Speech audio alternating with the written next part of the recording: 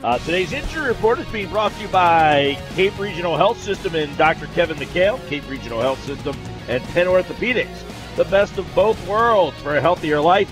For an appointment, call 609-463-CAPE or visit caperegional.com/orthopedics. And we did the schedule, PT. We just talked about Aaron Rodgers, and if the Packers can win, maybe they get Aaron Rodgers back in a couple of weeks. So let's take a deeper look at the Aaron Rodgers injury because we haven't heard much from him, but we did see him throw last week. Dr. Kevin McHale joins us, and he was on the field throwing the ball around. And, you know, in the past we've seen guys with this injury, and they can get out in the field and throw, and it looks like, hey, they're good to go. Why aren't they playing? But there's more to it, Doc, than just being able to throw the ball, firing it 50 yards down the field like Rodgers was on Monday night.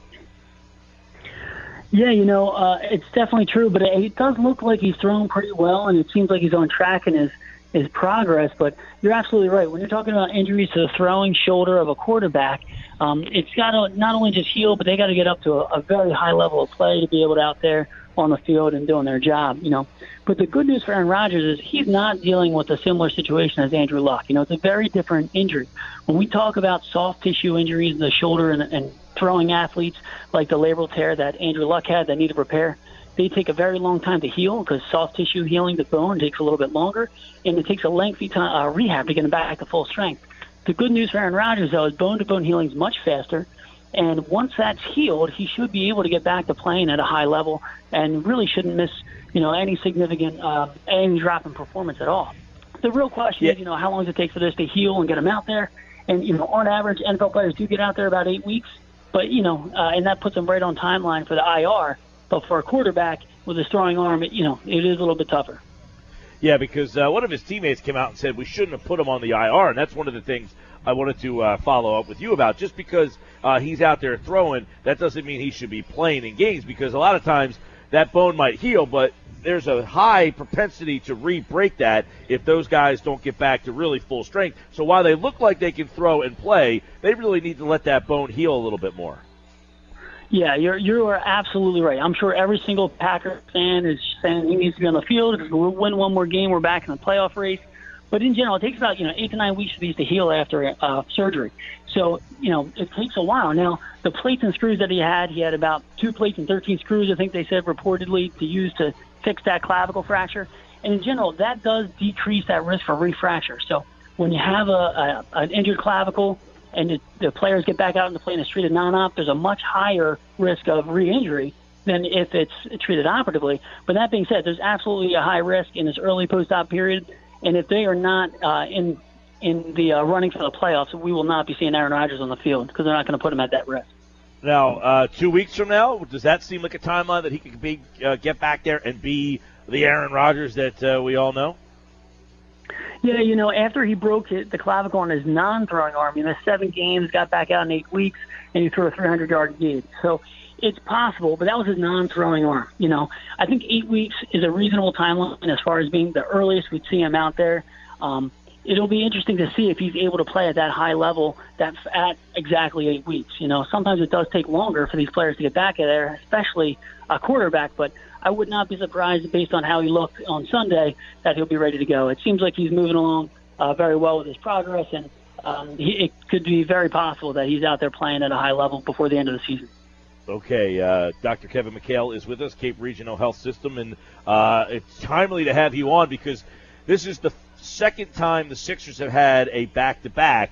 The first time Joel Embiid did not play. We really haven't thought much about this because it hasn't happened, but it was announced yesterday that he has not been cleared for back-to-back. So, number one, a lot of people were kind of surprised to hear that he has not been cleared. Some people thought, it's just precautionary that they don't want to do it, but the word was used was not cleared. So, if he's not cleared to play back-to-backs, are they being cautious? And would it be, do you think, to the knee injury, the meniscus tear he had, or are they still concerned potentially about the 2 foot surgeries he had going back over a year now?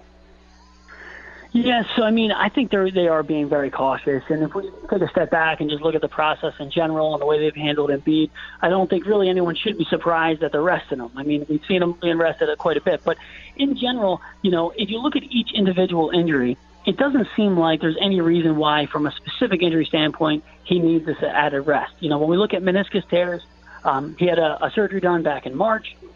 To treat it at that time, the surgeon said that the cartilage looked good in the joint. He just had that small tear in that meniscus, which is that shock absorber inside the knee, and it was treated. Now, most of the time, NBA athletes get back after playing, about 6 weeks after these, and they play at the same level that they were playing before.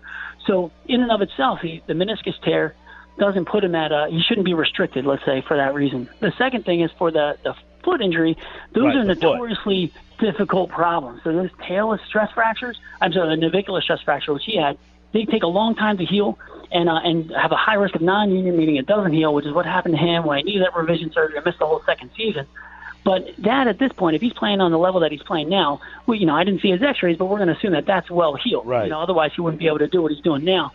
But he as a whole, as a player as a whole, he had not only this navicular stress fracture, the stress fracture in his lumbar spine right before the draft, the injured knee. This seems like a precautionary move. The rest of the player, just trying to make sure that when he's out in the court, he's at 100%. We know people are at a higher risk of injury if they're fatigued.